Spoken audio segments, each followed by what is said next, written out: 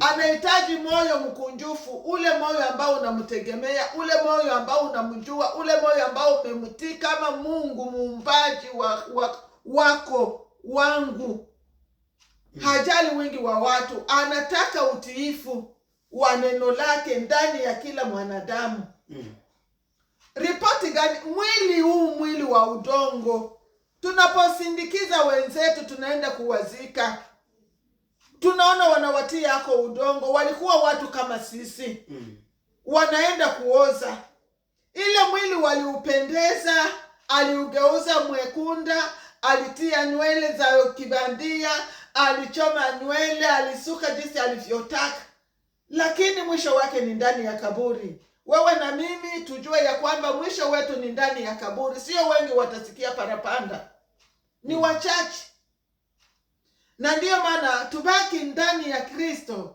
Yesu hakukuja kuhukumu ulimwengu, lakini alikuja kuokoa ulimwengu. Uwe mwa wale ambao wataokolewa, na mimi niwe miongoni mwa wale wataokolewa, kusudi siku moja tuingie katika ufalme wa mbingu. Tusifate mvumo wa ulimwengu huu. Ulimwengu huu unapotosha, na adui shetani bila macho ya kiroho na masikio ya kiroho hauwezi ukatambue kwamba ni shetani sasa huyu anataka kuniingia. Na natembea, utakuta mtu njiani anavala uchi. Macho yako kama haitiwi nguvu za Roho Mtakatifu, shetani ataingia ndani ya macho yako na kuanza kukuonyesha kama ule ndio anapendeza, na wewe utaenda ingia mwa ile mvumo ya ule mwenye kuvala uchi. Mungu atusamehe sana. Na Mungu atujaze nguvu ya ushindi. Wewe na mimi tushinde, lakini tusishindwe. Amen.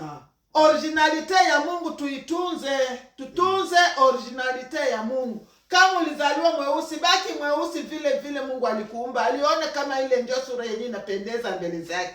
Kama uliumbwa mzungu, baki hivyo hivyo. Wengine wanaandika mili, wanachapa, mambo mengi ya kuoza yenye mtu hawezi jua kueleza, lakini macho yako iko na kuonyesha tunaenda wapi na kwa nani tutarudi. Mungu si wa machafuko, Mungu ni mtakatifu. Mungu anataka tutakase. Wengine wanasema Mungu haangalie mili. Sababu gani hawezi angalia mwili?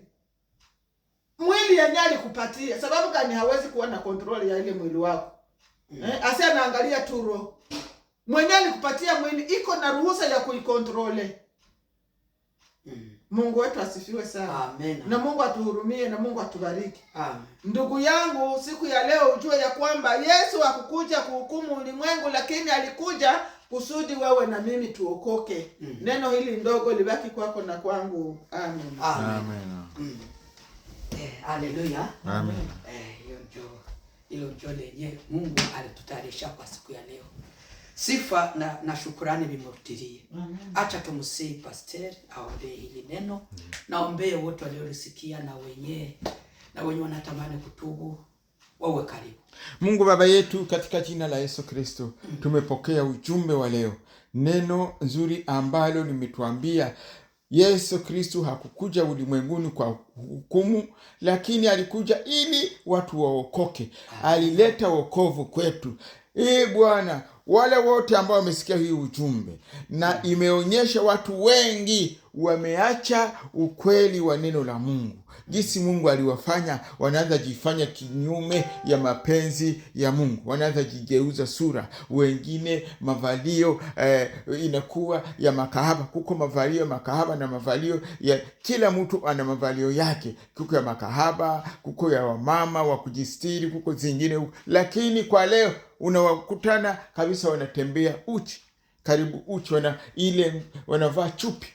Bwana, tunaombea wale wote ambao wanataka kutubu. Mungu uwasamehe na uwawezeshe, uwajaze hata wasirudi nyuma. Kila siku watazame neno lako na wakubali neno liwaongoze. Tunapoomba Bwana, tunajua Mungu unasikia maombi yetu na utatenda. Katika jina la Yesu Kristo. Amen. Amen. Haleluya.